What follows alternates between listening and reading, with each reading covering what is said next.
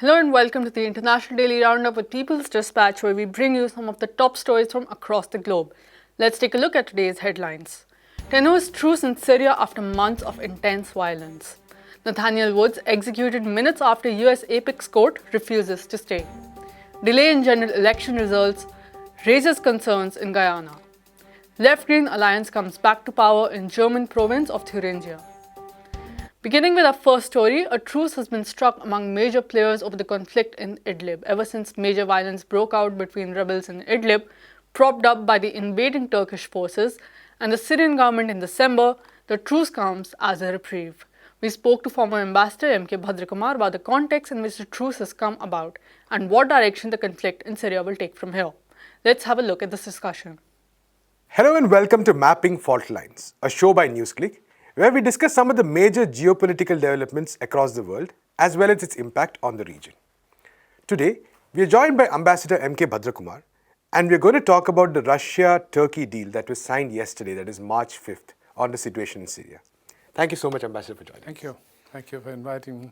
So yesterday we saw that President Putin and President Erdogan had a meeting, and there was an agreement at the conclusion of that meeting.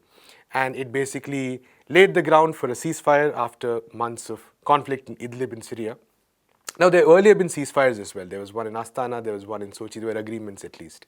And those agreements never really came into fruition, and there was a fresh attack by the Syrian army. So what was a specific requirement for this agreement at this point of time? As in, why did the sides, especially Syria and Russia, agree to it, considering that they had actually made advances in the offensive? To my mind, the ground was not prepared well enough for this summit or meeting, whatever. Right. But both sides, Russia was, first of all, reluctant about this. Erdogan floated this idea. When first he floated the idea, Russians said that they have no such plans to arrange a meeting.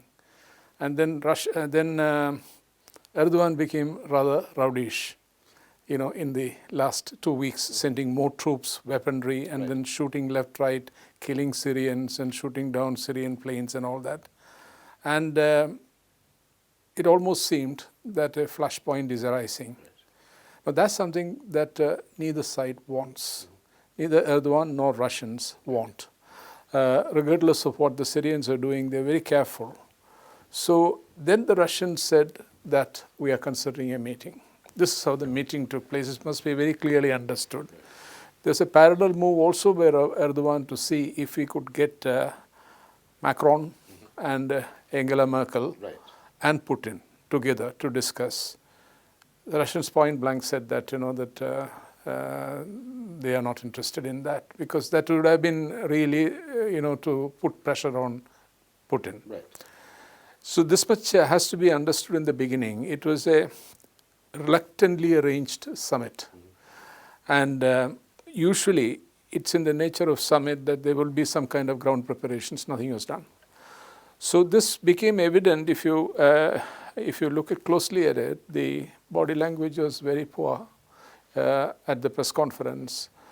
And these are two statesmen who have a very warm personal relationship. Right. Nothing of that was there when they appeared after 6 hours of talk. And Erdogan just blurted out very, very openly that they had very frank discussions, which means that short of quarreling and hitting at each other, they had irreconcilable differences. This is what he said. And I was watching Putin's face at that time. It was very grim. One or two things I'll just mention. Then within no time of Erdogan's departure from Moscow, he probably was in the air. He hadn't even reached Turkey. The Russian Sputnik, which belongs to RT and Kremlin-funded media agency, they already put out a podcast calling this just political fiction. This summit. So this is just about summit. So what was the conclusion of that Sputnik piece? That this ceasefire is not going to last. So you see, it just about sums up. We don't need to analyze that. The Russian side is very candid about it, and even the Turkish side openly says that the differences are so profound. But as I said earlier, neither of them wants this to go into a confrontation. If Erdogan had another option, such as, for example, NATO support or NATO intervention or US intervention, he might have gladly taken it. And in that case, there might have been a different kind of a showdown with face-off with Russia. Right. But much as they are encouraging Erdogan to have a scuffle with Putin, they are also wary of him because of his mercurial nature, and his policies are completely antithetical to Western interests. So they are not in a tearing hurry, let me put it like that, to get involved in it on his side. So that's a restraining factor for him. So he has no option because he can't take on Russia himself. He knows the limitations. But he can make things difficult for Russia. And Russians also know it, that Putin is very sincere about his wish to end this war. 2015, they intervened. And there's much expenditure involved in it, financial underwriting, this one. And Assad came almost within sight of a total victory. And Putin at one point had even said that the war is over. But now what is developing is the specter that is haunting Russia is also that, that there could be a quagmire. Everything is suddenly up in the air. This is the summing up of the summit, from a bird's eye view that you get.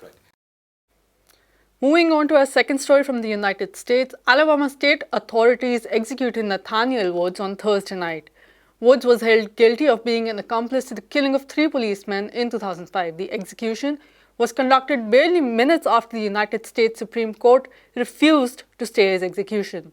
Woods, along with his co-defendant Kerry Spencer, was accused of killing 3 police officers in 2005 and was sentenced to death in 2004 and sentenced to death in 2005.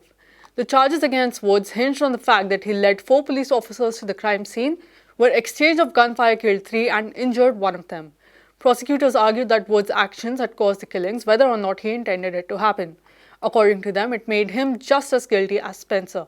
On the other hand, Spencer himself had vouched for the innocence of Woods, pointing out that the shootings were never planned. He claimed that the shootings were a panicked response to the police forcibly entering his garage, where he was found to be storing illicit drugs. Early reports also stated that Woods was handcuffed by the police at the time of the shootings.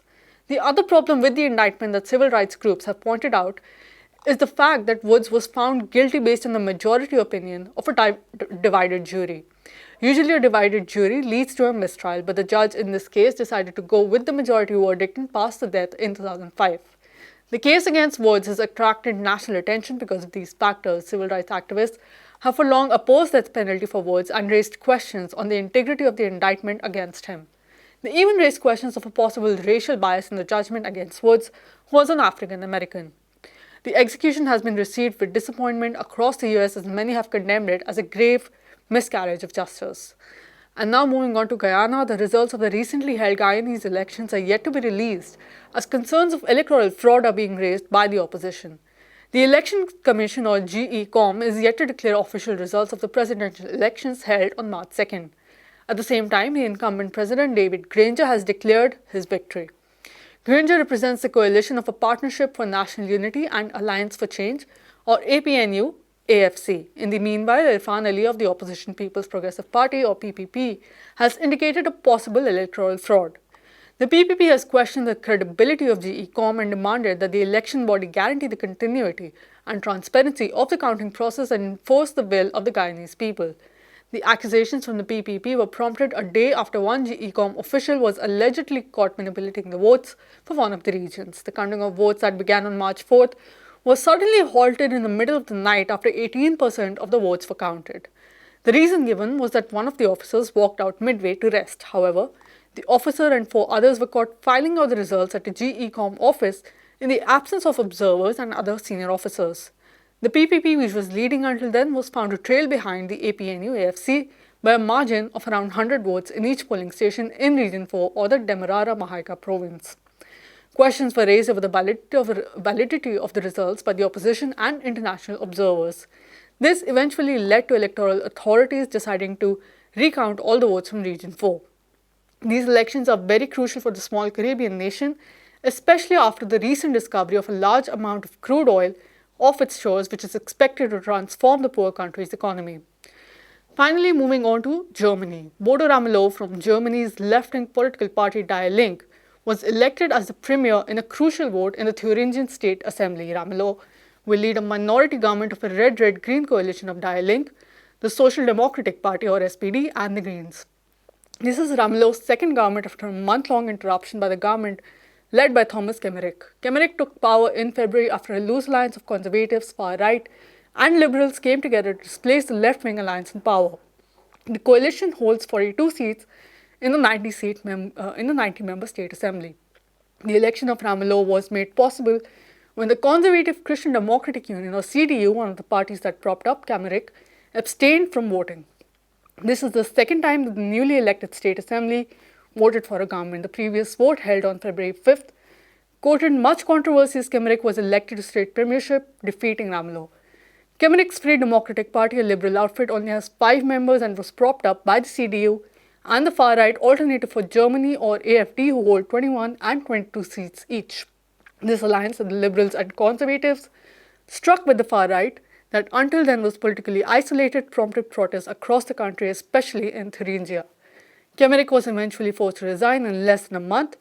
The two bigger parties started fighting for an upper hand in government formation. Ramelow had led a red-red-green government in Thuringia since 2014 and was the first leftist premier in post-unification Germany. And this is all we have in this episode of the International Daily Roundup. For more such stories and videos, visit our website peoplesdispatch.org, subscribe to our YouTube channel, and follow us on Facebook, Twitter, and Instagram. Thank you for watching. Cantar que vamos a triunfar, avanza ya.